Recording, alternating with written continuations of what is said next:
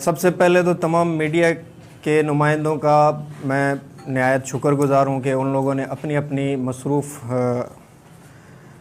ज़िंदगी से टाइम निकाला और मसरूफियात से निकल के हमारे पास आए और हमें ये कवरेज दे रहे हैं। तो शुरू करते हैं जनाब कि पिछले महीने से लेकर जो पुलिस उस्ता मोहम्मद सिटी ने कार्रवाइयाँ की हैं उनके हिसाब से हम आपको ब्रीफ़ करना चाहते हैं। ब्रीफिंग कुछ इस तरह से है कि हमारे आईजी जनाब मोहसिन हसन भट्ट साहब, उनकी क्लियर कट इंस्ट्रक्शंस थी हमें कि क्राइम के ख़िलाफ़ नो टॉलरेंस होनी चाहिए, ज़ीरो टॉलरेंस। तो उसी अहकामात की रोशनी में फ़र्दर हमें गाइड किया हमारे डीआईजी जनाब कैप्टन रिटायर्ड परवेज़ अहमद चांडियो साहब ने, और हमारी डायरेक्ट सुपरविज़न करते रहे हमारे डीपीओ जनाब जवाद तारिक साहब। और यहाँ पे सर्कल में अपनी मुख्तलिफ़ टीमों को तश्कील देना या उनको ऑपरेशनल प्लानिंग में असिस्ट करना, यहाँ तक कि उनको बाहर से फ़ोर्स मंगवा के देना और इलाके में ऑपरेट करना, पीछे से बैकअप के लिए रेडी रहना, वो मेरी निगरानी में होता रहा। सीआईए हमें हर मौके पे इंफॉर्मेशन कलेक्ट करके देती रही, मुल्ज़िमान का मतलब कि रेकी शेकी करके उनकी निशानदेही कराती रही, और जबकि सिटी पुलिस स्टेशन उसमें ऑपरेशंस भी करती रही, अपने तौर पे इंफॉर्मेशंस भी गैदर करती रही। तो उसी हिसाब से दो बड़ी कार्रवाइयाँ हुई हैं जिसके बारे में ये स्पेशली प्रेस कॉन्फ्रेंस है। तो सबसे पहले तो हमारा एक केस था 14/2021 का, जो कि 302 का केस था कत्ल का। तो उसमें हमें मुख्तलिफ़ मुल्ज़मान वांटेड थे जिनकी हमने काफ़ी सारी रेकी की, इंफॉर्मेशन गैदरिंग की। उसके बाद उनके घर पे सुबह 6 बजे तकरीबन रेड किया गया। तो रेड के दौरान बजाय इसके कि पुलिस को देख के मुल्ज़मान सरेंडर करते, मुल्ज़मान ने पुलिस पार्टी के ऊपर फायर किया, और फायर किया जिन वेपन से, उसमें एक ऑटोमेटिक रोल पे इन लोगों ने AK-47 यूज़ की और एक TT पिस्टल यूज़ किया। बेहतर ट्रेनिंग होने की वजह से और लगातार रेड्स करने की वजह से हमारी टीम स्ट्रॉन्ग थी, और स्ट्रॉन्ग टीम ने जवाबी फायरिंग में जब अपनी हिफाजत में की फायरिंग, तो एक मुल्ज़िम यानी अब्दुल रज़ाक वल्द कुंडल कौम रिंद, उसको गोली लगी टांग में और वो ज़ख्मी हालत में गिरफ़्तार हो गया। जबकि उसका साथी जो कि बामुसल्ला पिस्टल था, जुमा खान वल्द कुंडल खान, जो हमारे पीछे खड़ा हुआ है, उसको भी गिरफ़्तार किया। और इन पे मज़ीद उसी गिरफ़्तारी के दौरान केस बना 77/22, जो कि पुलिस मुकाबले का केस था, इक़दाम कत्ल का केस था, और साथ में दोनों वेपन्स के हिसाब से 13D आर्म्स ऑर्डिनेंस का उनके ऊपर दफ़ा लगा के केस बनाया गया। मज़ीद मुल्ज़िम जुमा खान हमारे पास तफ्तीश में मौजूद है, इसकी फ़र्दर तफ्तीश चल रही है, रिमांड में है। जबकि मुल्ज़िम अब्दुल रज़ाक वल्द कुंडल कोयटा हॉस्पिटल में ज़ेर इलाज है, जब तक उसका इलाज नहीं होता तब तक तफ्तीश फ़िलहाल पेंडिंग की हुई है। इसके अलावा यहाँ पे आपको पता है कि पूरे साल में काफ़ी सारी मोटरसाइकिल की डकैतियाँ हुई, मिल्स की डकैतियाँ हुई, पेट्रोल पंप्स की डकैतियाँ हुई। यहाँ के शहरी अपने आप को अमन के बहरान में समझ रहे थे, और इसके पीछे कुछ गैंग्स सरगर्म थे, जिनमें सबसे बड़ा गैंग आप सबको मालूम है, यहाँ पे मशहूर डिगू जखरानी का गैंग। तो ये नबी बख्श उर्फ डिगू जखरानी, इसके ऊपर पिछले 6 महीने में कमो बेश हमने 6 से 7 रेड किए।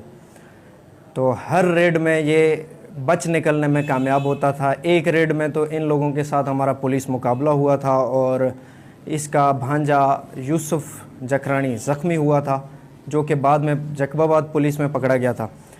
तो अभी पिछले ही दिनों में, मतलब कि कल से हमने प्लानिंग शुरू की थी, कल रात सारी हम प्लान करते रहे। नसीराबाद की ATF हमने बुलवाई, डिस्ट्रिक्ट झटपट की ATF बुलाई, और उस्ता मोहम्मद की ATF, इनको इकट्ठा किया। CIA उस्ता मोहम्मद को इकट्ठा किया, और साथ में हमारे साथ SHO सिटी और उसकी टीम। मेन ऑपरेशन CIA की प्लानिंग से हुआ, सुपरवाइज़ मैंने खुद किया, ऑपरेशनली पार्टिसिपेट भी किया। जबकि बैकअप में हमारे साथ SHO सिटी और उसकी टीम थी, और ऑपरेशनली एक्टिव टीम जो कि मेन फ्रंट पे थी वो ATF नसीराबाद, ATF झटपट और ATF उस्ता मोहम्मद थी।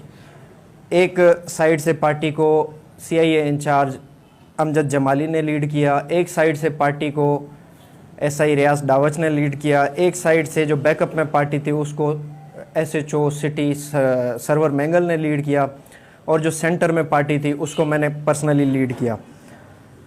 जबकि उनको भागने वाले रास्ते से कॉर्डन करने के लिए हमने जो टीम भेजी उसको हेड कांस्टेबल, क्या नाम है तुम्हारा, बशीर अहमद ने लीड किया, जिसके साथ शामिल थे दूसरे मोटर बाइक्स पे कांस्टेबल बख्तियार बुगटी और कांस्टेबल तौसीफ़। तो ये एक साइड से इन लोगों ने कट ऑफ किया, बाकी तीनों चारों साइडों से हमने कॉर्डन करके जब इनके घर पे घेरा तंग किया तो इन लोगों ने मोर्चा बंद होके अच्छी खासी फायरिंग की। लेकिन चूँकि उन लोगों ने वो हम पे फायरिंग नहीं की, हवाई फायरिंग की, तो इस वजह से उनके ऊपर नया कोई मुकदमा नहीं बना है फ़िलहाल तक, तो मज़ीद तफ्तीश करेंगे। लेकिन इनके ऊपर वेपन्स जो रिकवर हुए हैं उसके हिसाब से हम 13D आर्म्स ऑर्डिनेंस का पर्चा बनाएंगे। इन लोगों ने एक क्लैशनकोफ से फायर किया, जबकि एक 12 बोर शॉट गन थी जो कि इनसे रिकवर हुई है ड्यूरिंग रेड। तो हमारी तमाम टीम की ये कामयाबी है कि यहाँ का बहुत मुनज़्ज़म गैंग का एक सरगना हमने पकड़ लिया है, जबकि इसके बाकी गैंग मेंबर्स भी मुख्तलिफ़ जगहों पे पकड़े हुए हैं, ज़्यादातर जैकबाबाद में। इस डिगू गैंग के ख़िलाफ़, जिसमें नॉमिनेटेड ये डिगू है ख़ुद नबी बख्श उर्फ डिगू जकरानी, खुद जिसमें नॉमिनेटेड है, वो उस्ता मोहम्मद सिटी के सिर्फ 12 केसेस हैं जो कत्ल और डकैती के और पुलिस मुकाबले के केसेस हैं, जबकि सिंध में इसके ख़िलाफ़ 3 मुकदमात हैं, डकैती पुलिस मुकाबले। पुलिस स्टेशन कैटल फार्म में भी इसके ख़िलाफ़ मुकदमा है और पुलिस स्टेशन डेरा लायार में भी इसके ख़िलाफ़ मुकदमे हैं। डिगू के साथ इसका साथी भी पकड़ा गया है जिसका नाम है मियाँ बख्श वल्द शेर मोहम्मद कौम जखरानी। मियाँ बख्श के पास डबल बैरल शॉटगन थी, जबकि डिगू के पास AK-47 थी। इनको पकड़ा है, मज़ीद तफ्तीश के लिए हमने कार्रवाई स्टार्ट कर दी है और उम्मीद है कि हमें इनसे उगलवाएंगे कि जो चीज़ें इन लोगों ने छीनी है हमारे शहर से वो किसको दी हैं, कहाँ दी हैं, तो उसको ट्रेल फॉलो करते हुए मैं पूरी उम्मीद हूँ कि मेरी पूरी टीम इसी तरह से काम करेगी और हम शहरियों को उनकी रिकवरीज तक लेके देंगे वापस इनसे।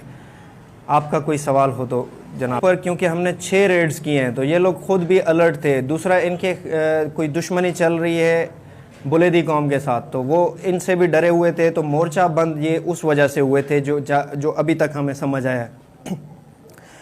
पिछले 6 रेड्स के दौरान इनका एक साथी रहीम बख्श उर्फ रहीमू, उससे हमें जब जैकबाबाद में अरेस्ट हुआ था तो एक मोबाइल रिकवर हुआ था जो कि स्टार राइस मिल से डकैती के दौरान छीना गया था।